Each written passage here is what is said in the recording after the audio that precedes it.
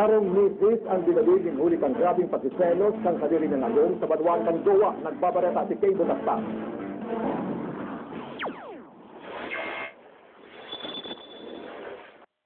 Dinadilan sa rumisi sa barangay Katagbakan, Goa, Camarines Sur sa di maipaliwanag na dahilan. Apat na tama ni bala ang sinapo ni Mrs. Juliet Conigo, 50 anyos, matapos badilon ini mag-aalas sa iska nagtalikod na hapon.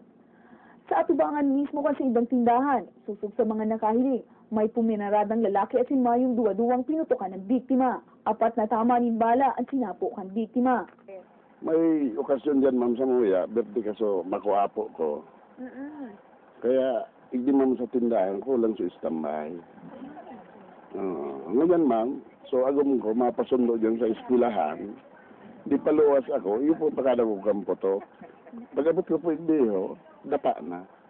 Igdi sa ano niya, balakan niya. Tapos igdi sa takyan. Pero okay naman na niya.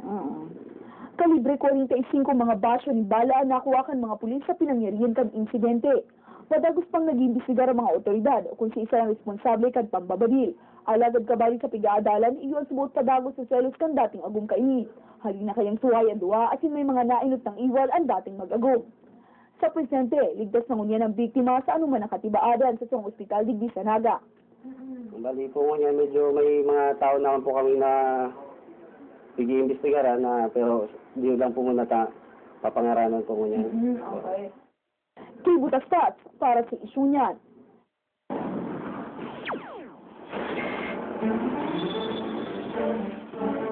Nakalibre sa kalabos ang duwa sa apat ng miyembros ng Budol-Budol Gang na akusado sa sarong kaso ng panluloko gamit ang second platinum bar sa Pinagdindaga. Sa tawag ang kaso ng Syndicate of Tapa, nakapagpiyansa ang duwang suspect sina Mark Lester Prades at si Maribel Ardales matapos may buwelto sa 4 milyones pesos na budol-budol operation na nagpapabakal ng second platinum bar. Ang apat na nadakop sa entrapment operation na ginibok ang CIDG Camarines Sur matapos magpaw ng grupo na mabakal kang platinum kanakalit na Sabadong Udto. Nawawalat po niyan sa kalabos ang duwa pang suspect na si Manuel Sanchez at si Roger Mino. Sigun si Police Chief Inspector Melbar Dibarra, pamayukan Criminal Investigation and Detection Group dito sa Camarines Sur, nag-aalap pa sinda ng iba pang complainant na posibleng enotang naging biktima ng grupong ini.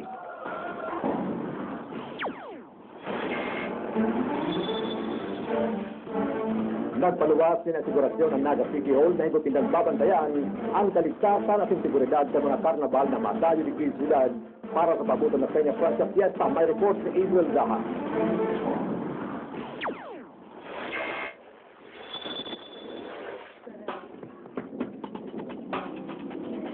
Harina ang fiesta kaya igwanin mga manili na perya at yung karnabal di sa Naga. May mga permit na ang mga ini, alagad gusto makashare sa kanlupal na gobyerno na dahin nanggad magdulot ni anuman na peligro lalo na ang mga rights na yaong digi. Nagkuduso ng instruksyon ang mga opisyal ka Naga ang pasindang pinawarning permit. Stricto pong maray ang standards sa pag-inspect kang katuya pong mga taga-city engineer's office. Kung saan mga naingot na taon, igwasan namin tamang lugar para sa karnabal, ngunyan binukasan nila sa mga bakanteng pwesto ang operasyong ini. Maigot na ipinapangalad ang pagtinda ng mga alcoholic beverages sa loob at sa luwas ng mga karnabal. Bawal po yan sa laog kang karnabal. Ito lang po talagang purely games for entertainment. 45 dias ang kinatao sa mga operators kay inidigdi sa Naga. Sagot sa 50 hasta sa 150,000 pesos na amusement taxes ang tigsisilin sa Ilocos City Hall. Depende subot ini sa klase at ipagkadakula ang operasyon. Positibo ang mga operators na malalang maglinda ang kapital digdi. Matapos ang kinataong plazo lalo na sa pag-abot ng fiesta. Pinagdidalinda na araw-araw, oras-oras naglilibot ang maintenance team sa nga maibitaran ang mga aberya. Ang kaso magkaiguan ng daig lalao man na pangyayari, may insurance dahil sa ima na madidispueto. Safety sila dito sa aming carnival. Ako sa Adriel Daha, sa niya sa istorya para sa issue niya. Masunong. Mga personalis ng pag-asa sa Camarines Sur, halapman ang benepisyong ipiglalaban ka mga taga-head office sa Metro Manila.